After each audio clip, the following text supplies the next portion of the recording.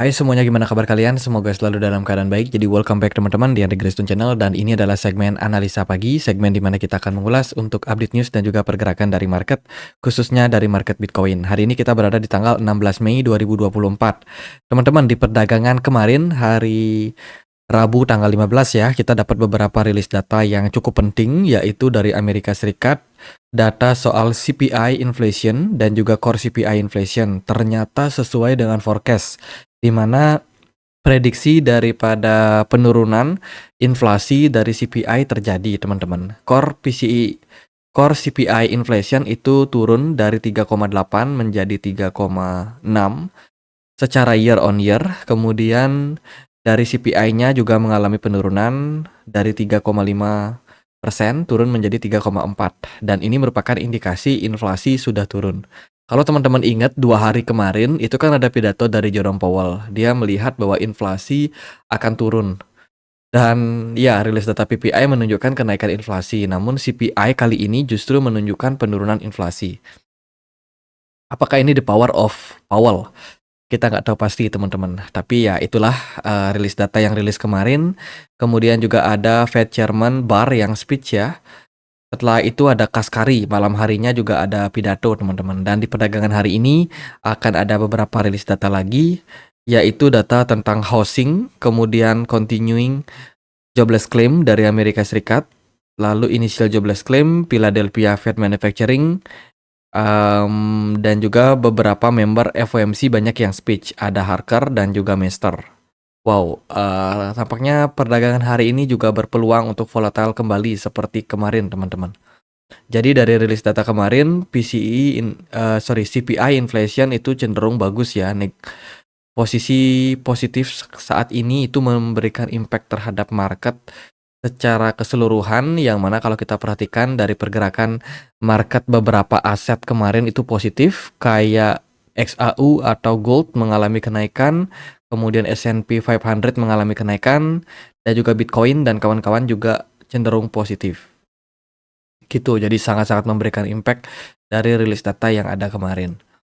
Kemudian teman-teman, pidato dari Kaskari ini mengatakan bahwa Bitcoin memiliki sedikit kegunaan praktis, dan ini bukan saran investasi atau mata uang.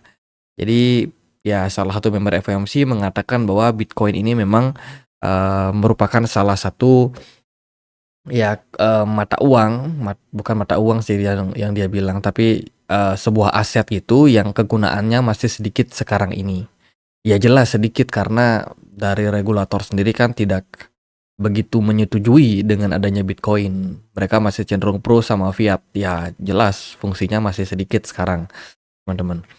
Kemudian dari berita yang lain, ada outflow yang terjadi pada Bitcoin. Sebanyak 16.000 Bitcoin itu mengalami arus keluar, dilihat dari Coinbase, teman-teman.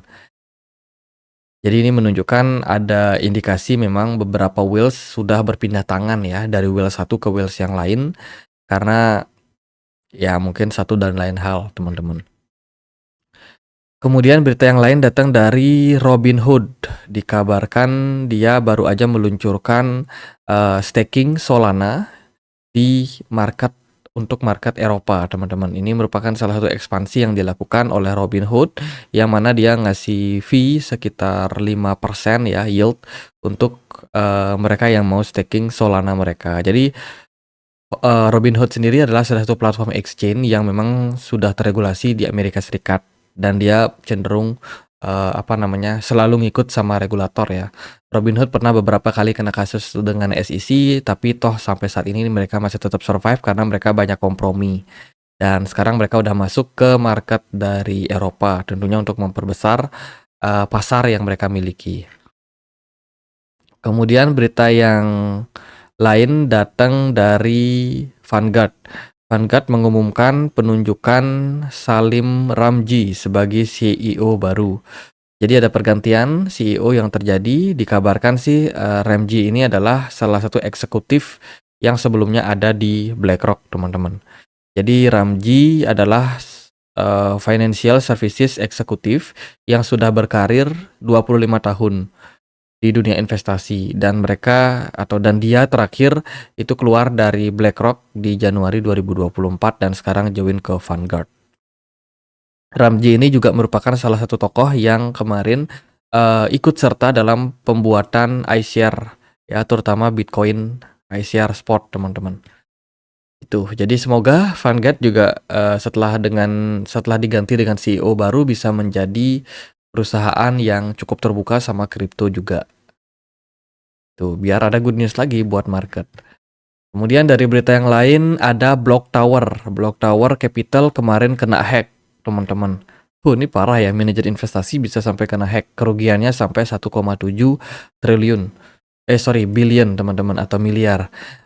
Dana lindung utama Block Tower Capital itu disusupi dan dikuras oleh penipu. Menurut orang-orang yang mengetahui masalah tersebut, yang menolak disebutkan namanya, perusahaan ini memiliki aset yang dikelola sekitar 1,7 miliar US dollar. Menurut penyedia data, dana tersebut masih hilang dari peretasnya dan belum ditangkap. Namun perusahaan tersebut telah mempekerjakan analis forensik blockchain untuk menentukan bagaimana uang tersebut dicuri, dan baru-baru ini diketahui mitra terbatasnya tentang pencurian tersebut. Oke. Menderita kerugian yang cukup besar, teman-teman. Kemudian dari berita yang lain, billion dollar volume and then the step drop promotes allegation was trading on IFO. IFO salah satu token yang kemarin kena crash, teman-teman. Dikabarkan ada unlock token sebanyak 82%. Kalau kita lihat dari penjelasan token block, grafik vesting di IFO dihitung berdasarkan jadwal vesting RBN. Jadi ada token namanya RBN yang juga akan ditransfer atau dimigrasikan ke IFO dengan konsekuensi 1:1. Jadi ada token namanya Reborn Finance atau RBN, teman-teman, yang dikabarkan itu mengalami yang namanya perubahan ya. Jadi token ini kemungkinan nggak akan jalan lagi dan akan digantikan dengan nama IFO. Otomatis jumlah dari supply IFO itu melonjak. Di beberapa media dikatakan 82% IFO mengalami peningkatan supply dari supply maksimumnya. Dengan kata lain, inflasi terjadi besar-besaran pada IFO dan kemarin harganya lumayan nyungsep atau crash, teman-teman. Jadi hati-hati ya, IFO ini mengalami penurunan yang lumayan signifikan di 1 hari perdagangan saja, teman-teman. Kalau kita ukur, dia crash sudah sebanyak berapa nih, 30-an%. Dan kalau kita hitung sejak di perdagangan di bulan Maret, itu turunnya udah sampai 80%. Wow, penurunan yang sangat signifikan. Oke, stay away dulu dari token-token yang punya potensial crash. Teman-teman jangan terlalu berfokus ya di satu tempat untuk teman-teman investasi, apalagi di altcoin, karena resikonya sangat-sangat tinggi.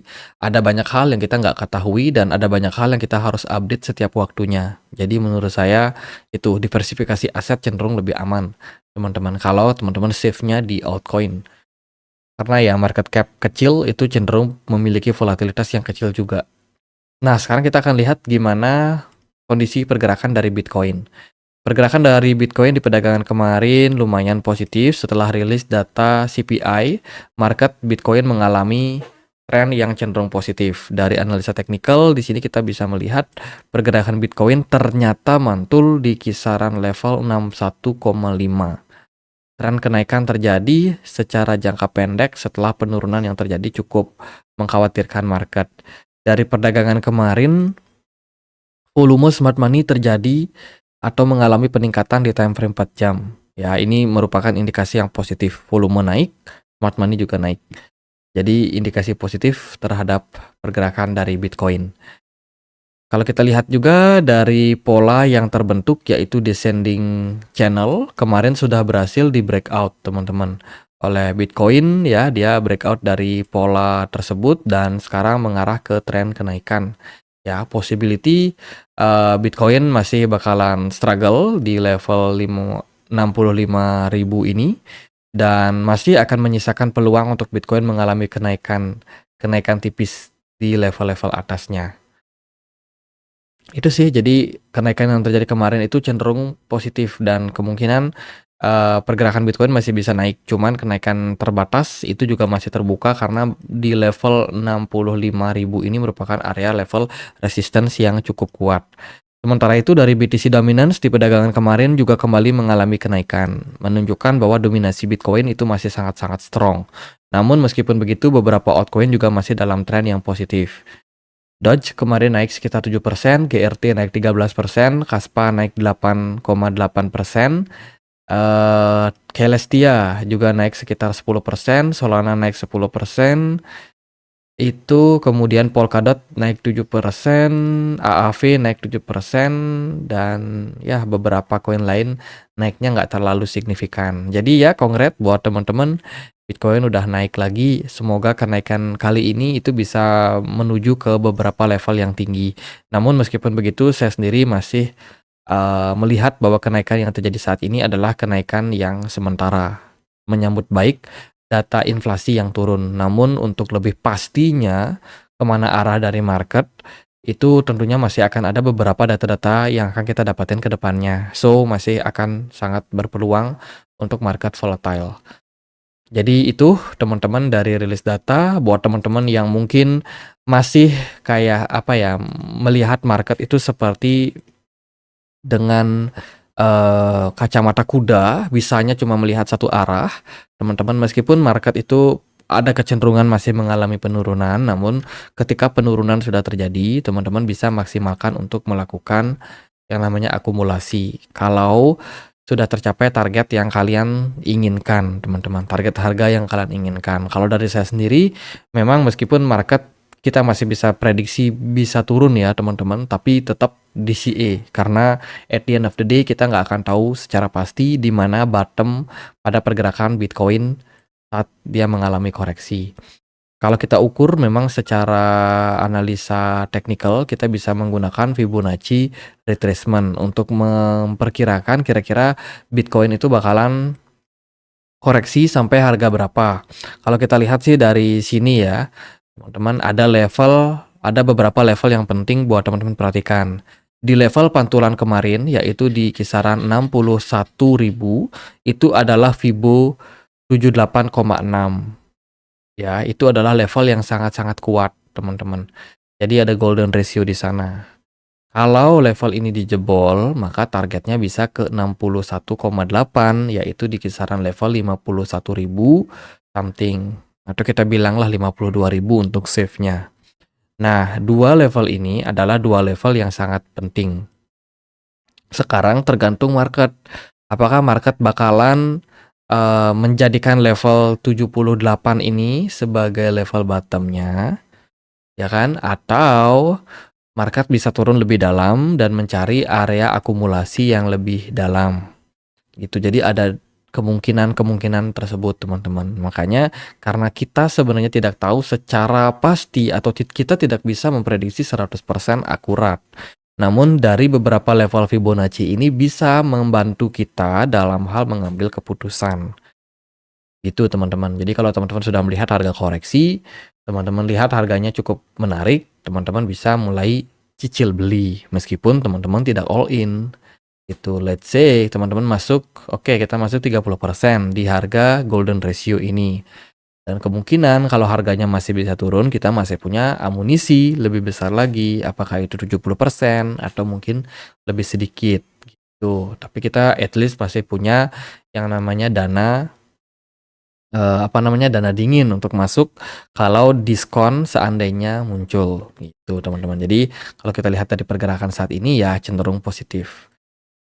Itu hari ini masih akan ada beberapa rilis data penting, jadi bisa diperhatikan kondisi dari kalender ekonomi atau dari data-data ekonomi yang akan kita temukan nanti, teman-teman. Jadi gitu aja buat update kali ini, semoga bisa bermanfaat. Bila mana teman-teman ada pertanyaan lain, ada koin lain buat dibahas, bisa banget untuk tulis di kolom komentar channel YouTube ini. Sekian aja akhir kata saya Andre, makasih.